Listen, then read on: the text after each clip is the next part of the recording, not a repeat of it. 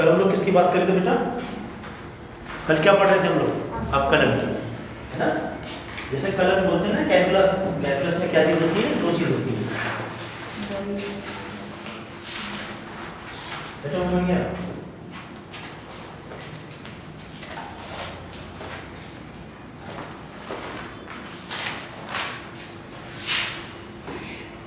Colour पढ़ते हैं जिसको आप क्या बोलते हैं? कैलकुलस बोलते हैं, है ना? आज कैसे इसके कितने हिस्से होते हैं? कैलकुलस में क्या पार्ट पढ़ा था आपने? इससे पहले क्या पढ़ा था? आप कलर क्या पढ़ा था बेटा? दूसरा क्या पार्ट पढ़ते हैं लोग? समाकलन। ये वाला हम पढ़ चुके हैं। अब कलश का जो परिणाम आता है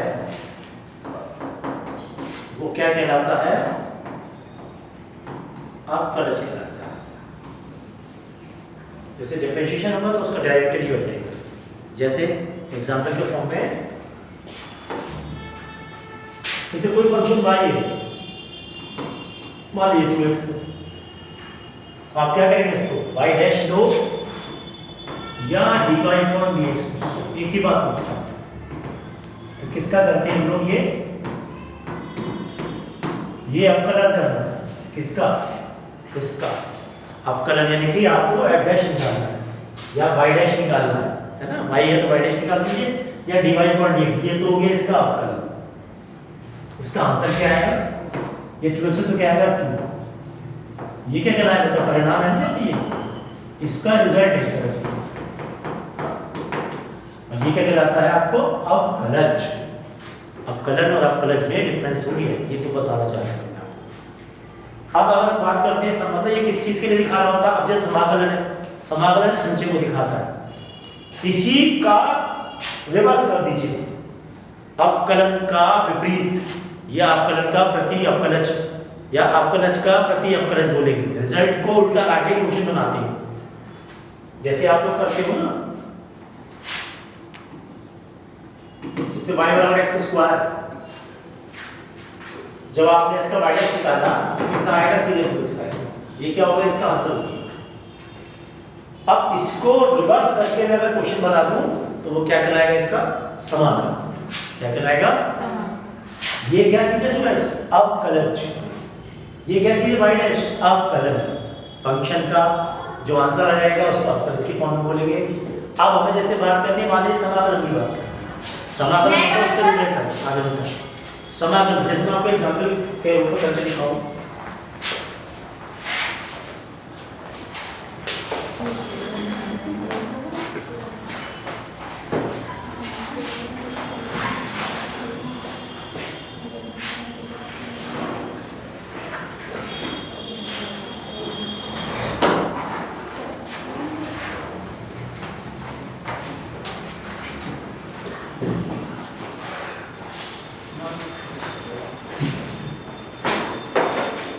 ये एक्सरसाइज मैं आपको समाकलन रूप दिखा रहा हूं, उल्टा करके। ये अवकलन करना वाले इसका तो क्या करोगे? dy अपॉन dx करोगे, तो कितना आएगा इसका सीधा? देखना इसको कंफर्म कर लो।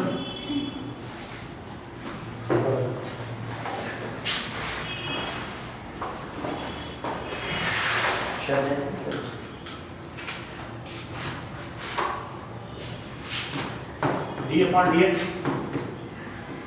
ये जो प्रॉपर तरीका होता है आपका, ये तो आया 2x, ये क्या करा आपने? ये अवकलन हो गया इसका आंसर, यानी अवकलन वाला पोर्शन था इसका। फर्क इतना है, अगर यहाँ पर हम समाकलन का चलिए, चिन्ह किस चीज का रखा है? समाकलन d अपॉन dx। तब क्या बात है? समाकलन के लिए इसके साथ ये वाला चिन्ह लगा दीजिए। कहने का मतलब ये हो गया कि अगर आपको इसका निकालना है, या d अपॉन dx ये वाला निकालना है, ये वाला, इसका आंसर क्या है? आपको मैंने फॉर्मूला बताता हूं पहले।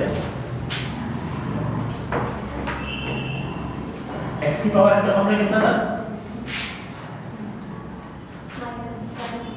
n x की पावर n माइनस, यही तो होता है। अब बात करते हैं समाकलन की। 2 मिनट में समाकलन निकालें तो क्या होगा? अगर आपको नहीं पता तो ये होता है प्लस कांस्टेंट c होगा जाता है। क्या जाता है? c होगा जाता है। यानी कि अगर हम अवकलन को हल करेंगे और इसको अगर रिवर्स करके लाएंगे तो जो निकल के आएगा वो उसका समाकलन कहलाएगा। अवकलन का जो रिजल्ट आता है, रिजल्ट होता है रिवर्स। सीधी सी बात लिख दीजिए, अवकलन का रिवर्स समाकलन। अवकलन का मतलब fy बराबर fx, क्या हुआ उसमें अवकलन f डैश x। डिफरेंशिएट करोगे ना, और डिफरेंशिएट करने के बाद जो आएगा वो अवकलज, उसका प्रत्यवकलन ले लीजिए, उल्टा ले लीजिए, तो क्या कहलाएगा? समाकलन। जैसे f डैश x है ना,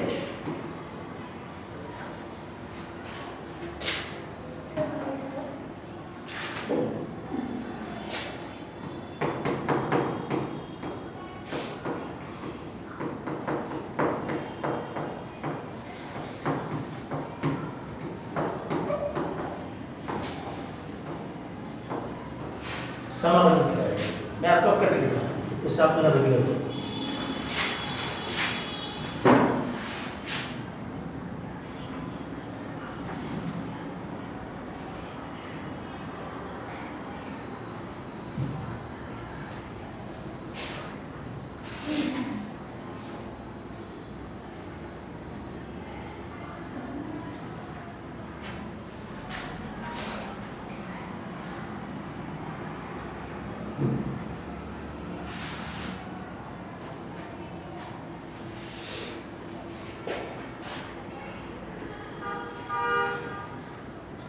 समाकलन माने आपको x का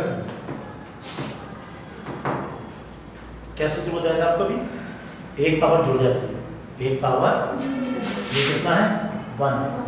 पावर कितनी जुड़ के आई? x की पावर 1 + 1 अपॉन सेम चीज नीचे दी और प्लस कांस्टेंट हो जाता है, तो कितना बनेगा बेटे? x² और प्लस की समाकलन होगी। अब बात करते हैं ये जो पीछे से चला था, ये किसका क्वेश्चन था? x² था नहीं है, आपने x² का करना। डिफरेंशिएट की बात कर रहे हैं, क्या हुआ है?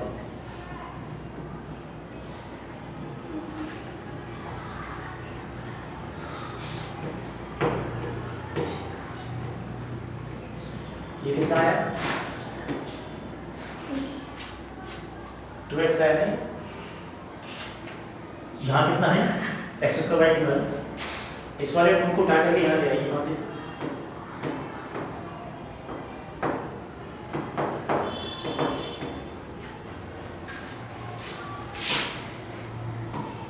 इससे आपको काम हो जाएगा।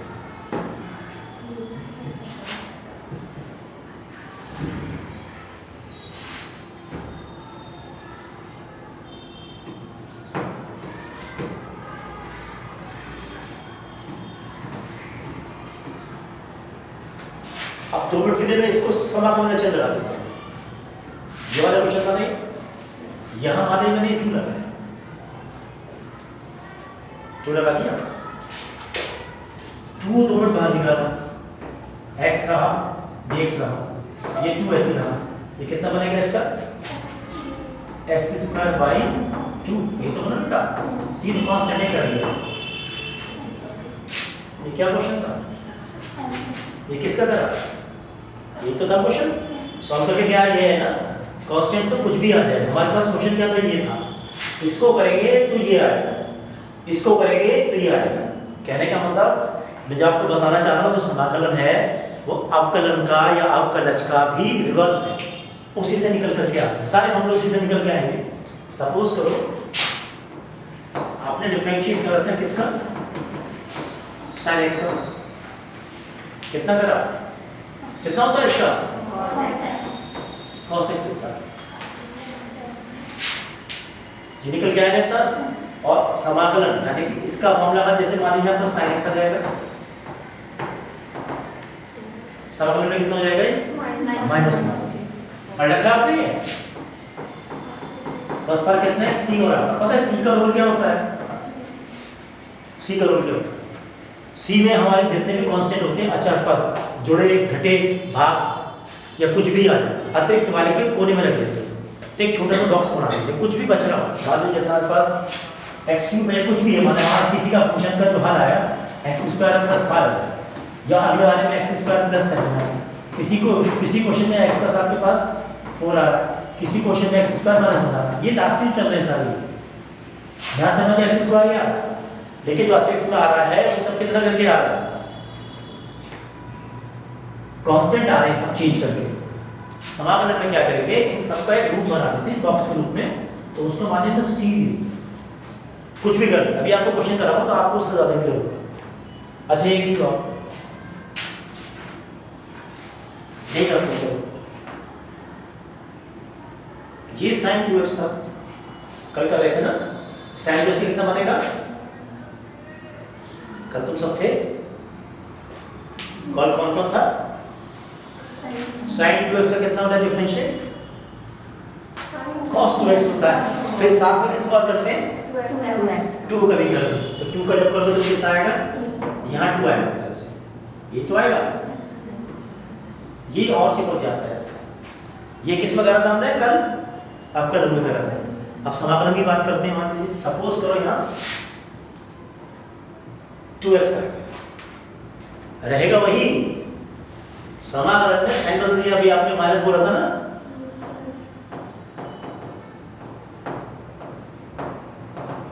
माइनस का cos 2x ही करा था, ये तो करा था हमने, कोई अंतर तो नहीं करा। फर्क कितना है, समाकलन में उसके वो रिवर्स हो जाता है, उल्टा हो जाता है ना, जैसे x का वर्गमूल x ऐसे मान के चलते हो ना, तो यहाँ क्या हो रहा है, साथ में हमें इसका भी करना पड़ेगा। आप कल में क्या करते थे, इसका हम क्या करते थे, आगे कर देते थे, श्रृंखला वाले के उसमें करके जोड़ लेते थे ना आगे। समझ आ रहा है मैं कहाँ बोलना चाह रहा हूँ, यहाँ 2x था तो वहाँ 2x का और करते थे, तो 2x का कितना बनता था 2, लेकिन यहाँ पर क्या है, समाकलन इसका कहाँ करते हैं, नीचे में, कहाँ करते हैं इसका नीचे, तो इसका कितना बनेगा, हम पूरे को लाइन खींचे 2x का करेंगे तो कितना आएगा, केवल 2 है, यही तो आएगा। यहाँ 2 कहाँ पे आया था, यहाँ आया था, और यहाँ पर 2 कहाँ पे आएगा, नीचे। बस एक इसमें आप कांस्टेंट ये वाला हो चुका है, आपको कुछ समझ आ रहा है।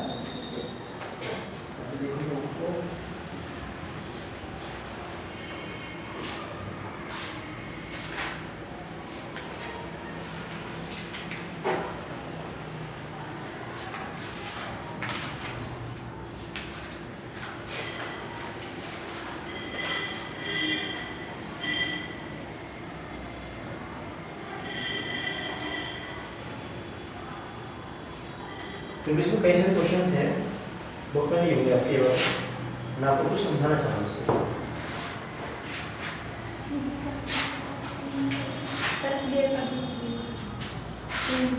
इससे अच्छा इससे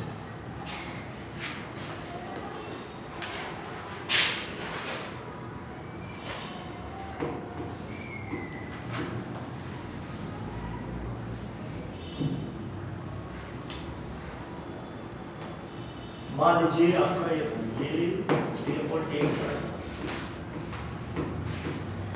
अच्छा मैं देख लिया पूछूंगा आपसे, मैंने आपके बना रखे, ये एक स्टेप करके चल रहे हैं, एक्स पावर है एक्स, बहुत सारे क्वेश्चन मर्ज हो जाएंगे या एक्स,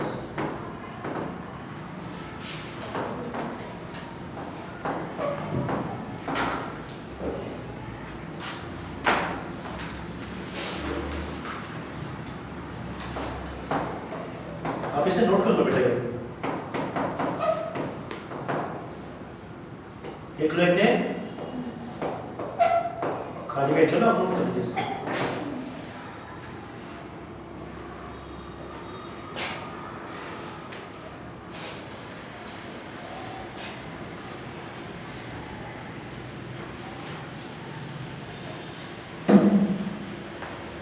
ये क्या है इधर सारा, अब करेंगे ना, ये कितना होता है 0, और ये कितना हो गया ठीक, ये कितना हो गया 1। तो ये 1/√x वाले पता है आपको कैसे निकालते हैं डायरेक्ट? रूट x का अगर आए तो सीधा 1/2 रूट x लिखते हैं। ऐसे वाले क्वेश्चन में कुछ भी आए तो 1/2 और रूट x ही लेते हैं। करके दिखाऊं वो कैसे आएगा? x की पावर हाफ का करोगे ना,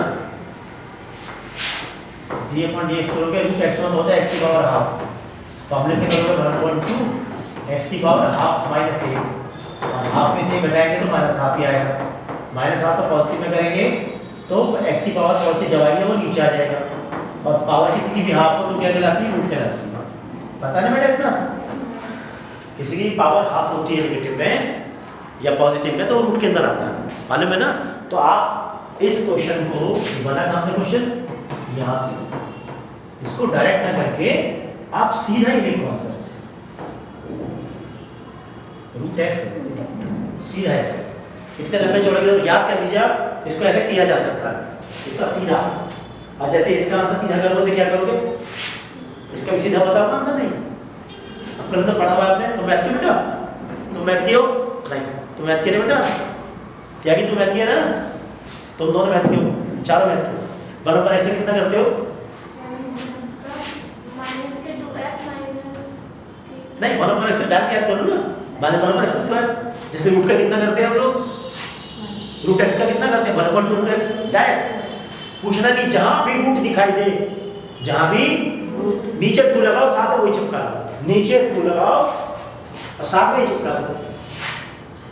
ये वाला सीधा माइनस का 1/x स्क्वायर, सोचने नहीं कुछ। log x का कितना होता है? 1/x, और यहाँ क्या है? 1/x का कितना हो जाएगा? माइनस का 1/x स्क्वायर। इतनी बात समझ आई? करके देखो, चलो देखो, d/dx है तो कितना करोगे? x की पावर 1/x से करोगे, या 1/x क्या बोल रहा हूं मैं? x की पावर -1। नियम आपको बताइए, n x की पावर n-1, n का मतलब -1, x की पावर n-1 का मतलब -1, तो -1 नीचे चलेगा, ये x का क्या है? -1, यहाँ नीचे आएगा तो फिर -1/x²। ये तो आया। तो हम इसका समझ छोड़ा क्यों करें? हम सीधा कर सकते हैं ऐसे करके। और e की पावर x का कितना होता है? e की पावर।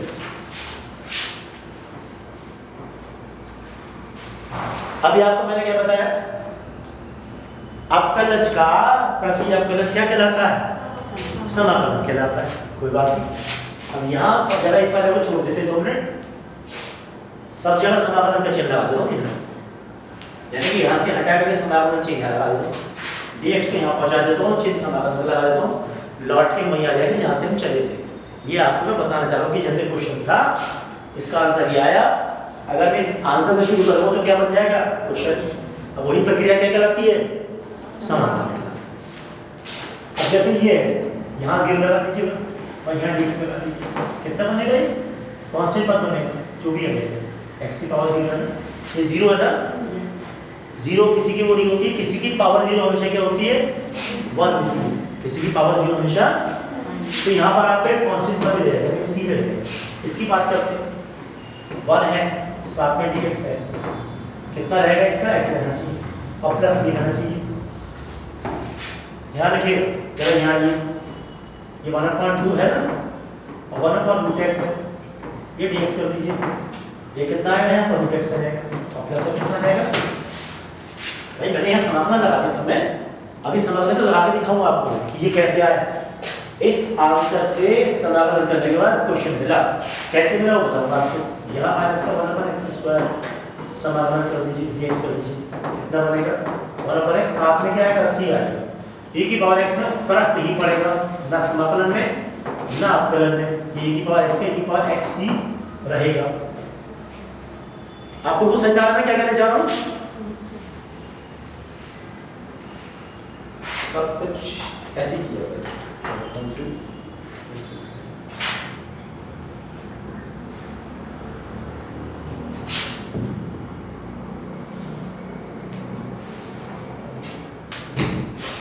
मैं जो आपको बताना चाह रहा था, अब जैसे इस क्वेश्चन को शुरू करना है, गलत नहीं है, मेरी बात समझ गए?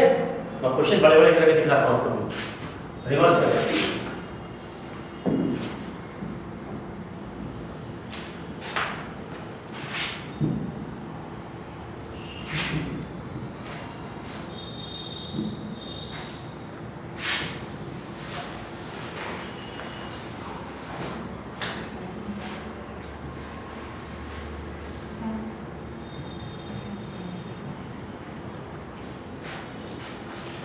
हमारा ये वाला क्वेश्चन है, समाकलन में माइनस का चिन्ह नहीं है, अच्छा सा नहीं लगता, इसको उठा के आप कहें तो 1/x² और dx है, यहाँ माइनस का 1/x। मैं आपको जो बताना चाह रहा हूँ वो क्या समझाना चाह रहा हूँ, इस माइनस से गुणा कर दिए सबको। क्वेश्चन कहता है ना नेगेटिव का चिन्ह मत रखिएगा, तो फॉर्मूले बन रहे हैं, तरह ये फॉर्मूले बन रहे हैं आपके, तो फॉर्मूले में नेगेटिव तो रखते नहीं हम लोग। जैसे समाकलन sin x का कितना होता है, माइनस का cos x होता है, और cos x का डिफरेंशिएट कितना होता है, माइनस का sin x होता है। तो हम जब डिफरेंशिएट कर रहे होते हैं तो उसमें माइनस को क्वेश्चन के साथ भी लिखते हैं, अलग से लिख देते हैं। इस माइनस से मल्टीप्लाई करो तो यहाँ पर माइनस का 1/x आएगा और माइनस का c आएगा। यहाँ क्या चिन्ह आ गया, c। अभी मैंने थोड़ी देर पहले बताया था, कहीं कहीं प्लस लिखा होगा, कहीं कहीं माइनस लिखा होगा, कहीं के बटे में लिखा होगा, मान लीजिए c/5 भी लिखा हो, तो हम उससे कोई फर्क नहीं पड़ता, क्योंकि वो सब कांस्टेंट का समराइज करके बड़ा कांस्टेंट बना देते हैं, इसमें हम के डाल देते हैं, तो मर्जी है, मत बनाओ तभी फर्क नहीं पड़ेगा। लेकिन सब चलते हैं अचल पड़ते हैं। कहने का मतलब जैसे कुछ घर में आप शिफ्टिंग कर रहे हैं, कुछ लगा रहे हैं, कुछ सामान बच गया तो उसे स्टोर रूम में रख देते, एज ए स्टोर रूम काम है ना, उसी के अंदर सब चल रहा है। अब जैसे ये 1/2 क्वेश्चन मजा नहीं आ रहा कि ऐसे क्वेश्चन नहीं होना चाहिए, ये 1/2 है ना, इस सब में क्या कर दिए, 2 से सबको मल्टीप्लाई कर दिए, कुछ चेंज आ जाएगा, ठीक है। ये 1/2 क्या है, कैसे यहाँ ये से ये 2 यहाँ पहुँच जाएगा, इनका एक्स्ट्रा अब प्लस क्या है, सी आ गया, अब देखो सी आ गया, कहीं माइनस का सी आ रहा है, कभी कुछ आ रहा है, कभी कुछ आ रहा है, तो इन सब में कोई फर्क नहीं पड़ेगा। इन सबको इकट्ठा करने के लिए हम सी की जगह क्या मान लीजिए, कहने का मतलब हम इसको मैं ऐसे भी लिख सकता हूँ कि इसको मैं प्लस का के भी लिख सकता हूँ, के को इंडिकेट कर रहे हैं हम लोग सी के फॉर्म, मर्जी है मेरी, नहीं है तो ऐसे छोड़ दीजिए। कहीं आंसर सेट करना होता है ना क्वेश्चन में, जब आपको समाकलन बहुत बड़ा चैप्टर जब सेट करोगे तो सी की वैल्यू अपनी पसंद से रख लेते हैं, कुछ काटा पीटी करनी है तो सी कैसे ले जाए, जैसे सारे के सारे कट जाए, कहीं कुछ इस तरह सेट हो जाए कि यार डिवाइड हो रहा अकेला, तो सी का मान 1 भी ले 2 भी ले सकता हूँ, 1/2 भी ले सकता हूँ, वो मेरी मर्जी होगी। क्वेश्चन को अकॉर्डिंग आपको आंसर बुक के हिसाब से लाना पड़ेगा।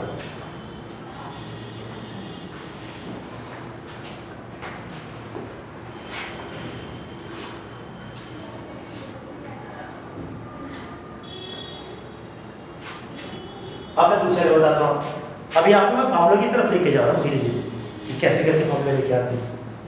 आप चाहो तो आप इसको करके देख सकते हो। अब जैसे समाकलन का सूत्र क्या था, अब देखो आप भी लिखो, ये डायरेक्ट कैसे आया, अभी समाकलन का सूत्र बताया था ना पीछे लिखा हुआ था, ये किसका सूत्र है, अवकलन का, इसका सूत्र यहाँ पर ये था, x की पावर है dx का सूत्र, x की पावर n+1/+ यही तो सूत्र था। जरा मैं इसको देखूं, इसका समाकलन करके देखूं, ये आ रहा नहीं आ रहा, इसका समाकलन किसका कर रहे हैं हम लोग, 1 का, किसी की भी पावर 1 हो, किसी की भी पावर 0 तो वैल्यू कितनी होती है, 1 होती है, पता है ना, तो फिजिक्स वालों को पता हो, साइंस के हो ना आप लोग, ये पता आपको भी हो। क्या मैं 1 की जगह x/0 लिख दूं, इसकी बात कर रहा हूं, ये 1 है ना, मैंने 1 को अपना ऐसे लिख लिया, आंसर ही डालना, ये कर सकते हैं ना, किसी की पावर 0 उसकी वैल्यू हमेशा 1 होती है। रूल सूत्र ये वाला लगा दीजिए, क्या सूत्र है, जो भी फंक्शन में रखा था उसकी पावर में 1 जोड़ दीजिए और वही नीचे जोड़ दीजिए उसकी पावर में और प्लस c लगा दीजिए, अब कितना आएगा, अगर मैं 0 में 1 जोड़ूंगा तो क्या आएगा, 0 आएगा ना, वेरी गुड, 0 नहीं आता 1 नहीं आता है ना, 0 का अस्तित्व खत्म हो जाता है, आपने गलत लाइफ 0 में से कुछ घटाओ, 10 में से 0 घटाओ, 10 में से 0 घटाओ और 0 से 10 घटाओ, कैसे बचेगा 10, माइनस से 10 बचेगा, फर्क हो गया, माइनस हो गया, 0 का लेन देन 0 कहाँ नुकसान देता है, डिवाइड करता है, क्योंकि 0 से हम कभी भी किसी को भाग करते तो क्या आता है, भाग करते तो क्या आता है, 0 से भाग करो, कर सकते हो भाग, नहीं हमने सीखा ही नहीं, क्योंकि वो नॉट डिफाइंड है। 1 से भाग कर सकते हैं, 100 को 1 से भाग करो, 100 को 1 से भाग करो कितना आएगा, 200 आएगा ना, वेरी गुड, देखो लड़की कितनी अच्छी, उसने कहा भी 200 आएगा, मैंने इससे पूछा बेटा 10 है, हाँ 200 आएगा, उसको नींद आ रही है, भाग करने पर को फर्क नहीं पड़ता, जीरो को भाग करने से फर्क पड़ जाता है। समथिंग अपॉन जीरो याद कर लो, something upon zero is always infinity. अब आराम से बैठिए, इंडेफिनिट होता है मतलब वो पता नहीं होता। समझ में आ रही है? समाकलन में भी आपके पास दो बातें हैं। कितनी बातें हैं? एक निश्चित समाकलन और एक अनिश्चित समाकलन। अब ये निश्चित अनिश्चित क्या है? अनिश्चित वो जिसका हम ज्ञात नहीं कर सकते आसानी से। समाकलन किसका ज्ञात नहीं कर सकते? समाकलन मतलब किस चीज का? डिफरेंशिएट नहीं कर सकते। बहुत सी चीजें हैं, वक्र है, कर्व है, जैसे हमें नहीं पता होते। नहीं, आपका मन ये जानने का हो कि समाकलन किस लिए इस्तेमाल कर रहे हैं। तो 7.1 से लेकर के 7.7 तक तो है अनिश्चित समाकलन। ये सब अनिश्चित है ना, ये सब अनिश्चित के तो हम कर सकते हैं आराम से, मतलब निश्चित है इनका पता है। लेकिन अनिश्चित तो कैसे करोगे? जैसे मान लीजिए मैंने 2 मिनट में आपको घुमा के इधर ले आया, ये क्या चीज है बेटा? आयत। ये बात मान लीजिए, इनका क्षेत्रफल तो निकाल सकते हैं हम। जिसका क्षेत्रफल आसानी से निकल जाए उसमें समाकलन की आवश्यकता नहीं पड़ेगी। जहां आवश्यकता पड़ गया बहुत टेढ़ा टेढ़ा सा वृत्त का क्षेत्रफल निकाल सकते हो। वृत्त का क्षेत्रफल तो पता है ना कितना होता है? Very good. अब तुम बताओ बेटा कितना होता है? अरे वाह, ये लड़की बहुत होशियार है। अब परिमाप कितना होता है बेटा? समझाओ इसे समझाओ। तुम बताओ बेटा। वेरी गुड, ये लड़की बहुत होशियार है। तुम तो आता ही नहीं उसके अंदर, मैंने नहीं पढ़ा, आपने पढ़ा तो हो सकता मुझे नहीं सिखा रहे। अरे तुम बताओ, जब कक्षा 6 की बात नहीं बेटा, तुम्हें भी पता होंगी, फिजिक्स में भी आती है, बायो आर्ट का रूल पढ़ते हो ना, उसमें सब आता है। कहीं कहीं पढ़ते हो। वृत्त का क्षेत्रफल होता है पाई आर स्क्वायर। निकाल सकते हो क्या चीज सही है, क्या चाहिए उसके लिए? रेडियस दे दो तो निकाल दोगे ना आंसर। आयत का क्षेत्रफल कितना होता है बेटा? आयत का कितने सीधे हो, ये दीवार, कमरा, ये सब आयत है, ब्लैक बोर्ड आयत है। बेस्ट एग्जांपल ये है हमारा ब्लैक बोर्ड आयत का। रेक्टेंगल बोलते हैं, लंबाई गुना चौड़ाई। ये नहीं पता? छोटी छोटी बातें पता होनी चाहिए, इंटर के बच्चे हो। आयत का क्षेत्रफल लंबाई गुना चलो तुम बता ना वर्ग का क्षेत्रफल बेटा। ये लड़की बहुत होशियार है, बताएगी हमें। तो बेटा कैमरे में सब देख रहे थे तो सुन भी रहे। वर्ग का क्षेत्रफल, अरे वर्ग ही आयत का भैया है। वर्ग में से ही आयत, वर्ग और आयत में अंतर नहीं, लेकिन आयत अलग है वर्ग अलग। वर्ग आयत जैसा ट्रीट कर सकते हैं, लेकिन आयत को वर्ग जैसा ट्रीट नहीं कर सकते, क्योंकि आयत की दो भुजाएं हमेशा कैसी होती हैं? बराबर होती हैं। कोण बराबर होते हैं, 90 डिग्री के होते हैं, डायगोनल उनके बराबर होते हैं।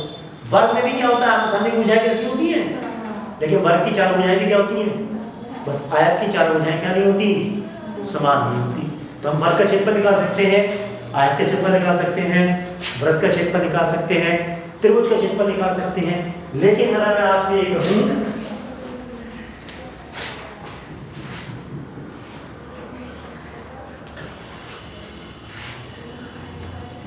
कल आपको और डिटेल में बताऊंगा, लेकिन अगर मैं आपसे ये कहूं बेटा कि आप